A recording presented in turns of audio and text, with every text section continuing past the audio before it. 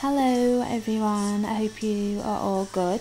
So I'm doing this video because I've just looked back at my videos and there's quite a lot of exposure videos, but there's not many where I actually talk about what I have and how different situations affect me and how my anxiety and panic actually does affect me. So I thought I'd just do a introduction and just obviously let you all know, for those who don't know, because I have had a lot of new subscribers. So yeah, I have health anxiety, I have panic disorder, I have general anxiety disorder, and I have separation anxiety. And I'd probably say just a mild form of social anxiety. The first part that I want to talk about is the separation anxiety.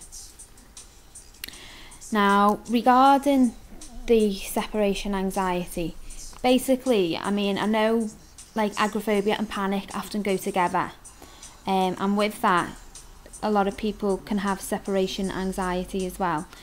It's basically the disorder. It just concerns and worries you about, it can be being away from home or being far away from your parents. I get both of them. It's like Danny, he says to me, would you ever move away from where we are now? And I'm like, no. I have to be close to, you know, me mum and dad. And I actually remember when I was 18, I did move away, and that's when my panic actually started.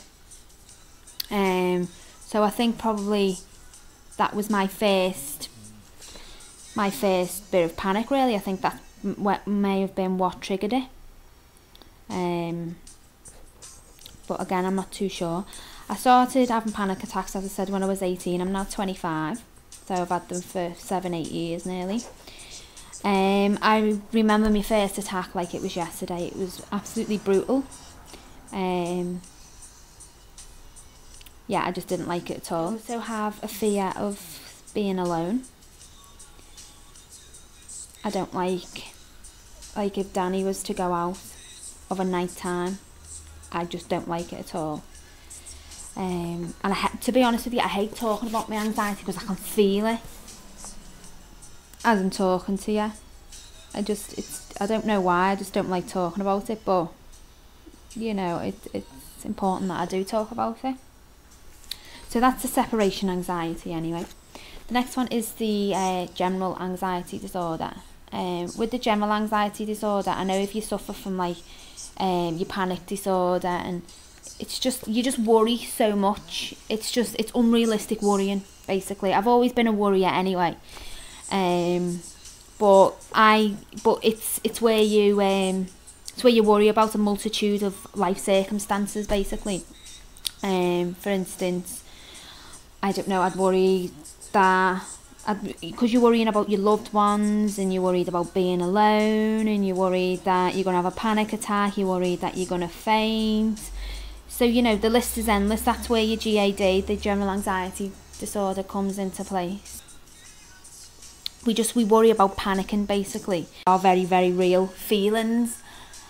Even though you know they can't harm you, you still get that worry in your pit of your stomach. So the next one I want to talk about is the panic disorder.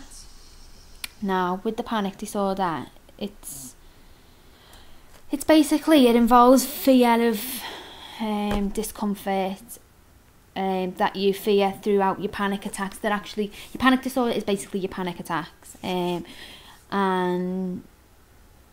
you get, like, you know, your palpitations, your heart, your dizziness, unsteady feelings, your faintness, fear of dying, you're going crazy, things like that. And then once you have one panic attack, it obviously leads to another, because you get anxious about that, and they just basically come out the blue. It's like with panic disorder as well, you can basically have them in the middle of the night, but it's fueling your fears. Because if you think too much about your fears, about having a panic attack, you will basically bring a full-blown panic attack on. General day-to-day life is really, really, really, really difficult. Just so many fears. There is just so many fears. I have nocturnal panic attacks. Basically, I wake from my sleep. Okay, so now I am going to talk about the panic disorder side of my illness. Dizziness, the sweats, the shakes, unsteady feeling, faintness, tingling, fear of dying, going crazy. List is basically endless, but anyway, I have them. It's when you have your first panic attack.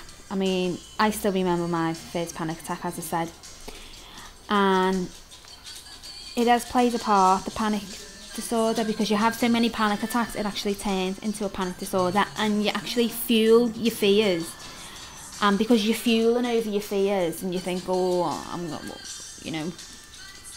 you misinterpret body symptoms sometimes. It's like, if I got a chill over me just because it was cold, I'd think, oh, this is the start of a panic attack, when in real terms it's not. I've just got a chill over me. So that leads to panic disorder, and I know a lot of people with panic disorder also have the nighttime panic attacks. That is when I have my attacks all the time. I don't have them of the daytime. For some reason, it's just of a nighttime. Now I only have them once every 6 weeks. I reckon 4 to 6 weeks, one every 4 to 6 weeks. It's so terrifying. And, they're just horrible. They are horrible. But I know if you go and look up panic disorder, it will actually say, some people have short bursts over a week with gaps of weeks or even months in between. Some have once a week over a period of a couple of months. So yeah, it is definitely what I have. So now the health anxiety. Pretty self-explanatory, that one, really, I think. Like I've just said, if I get a chill over me, then I just feel like I'm panicking, I'm anxious. If I get a rash, I think I've got meningitis. It's ridiculous, but that ties in with the separation anxiety as well, because it's not just your own health anxiety that you worry about, it's others. It's like if someone gets ill, if Danny was to get ill, I would be really, really anxious.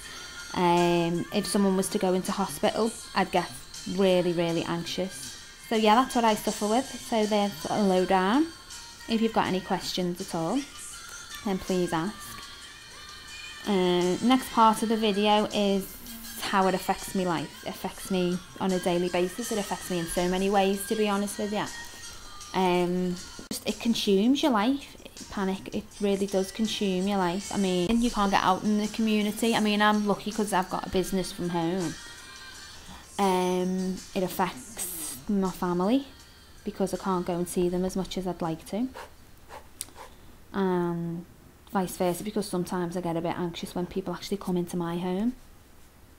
It affects my relationship, obviously, because I can't go on holidays. I can't go more than an hour away from my house. I can't go and visit people in hospital because hospitals freak me out.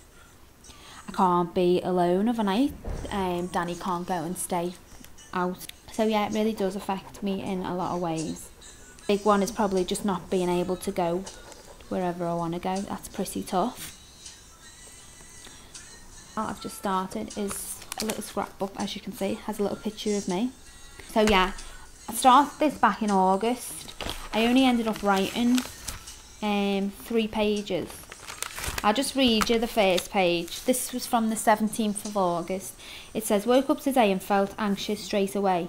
Made me feel pissed off as I have to put up with it another day. Know I'm going to have a bad week as no one is here. Feel sick and in a dream-like state. Went to the beach to try and clear my head. No good. Right now I feel like crying as I'm so frustrated and feel so vulnerable. I think I just want this to go away. Been anxious all week now. Time for it to disappear. I wrote something as well on that same day. It says, big fear of loneliness. I hate feeling alone without Danny and my family close by. And I dislike the feeling of not knowing. Think I've cried 4 times today already. Wanting Danny to take the week off to work to help me be okay. That's how bad I can be when I have my bad week. It's awful. It really, really, really is awful. See what I've been doing. I've just been obviously getting everything that my therapist has given me, and I've just been putting it down. Again, there's relaxation training. There's all about anxiety. There's literally pages, and there is some really good information. And when I do feel a little bit wobbly, I do tend to go and have a look at this, and it does kind of settle me a bit. That is definitely a good idea, I think, for people out there. If you just keep yourself just a little diary of obviously how you're feeling, and then just look for patterns in it, because as I say, you never know.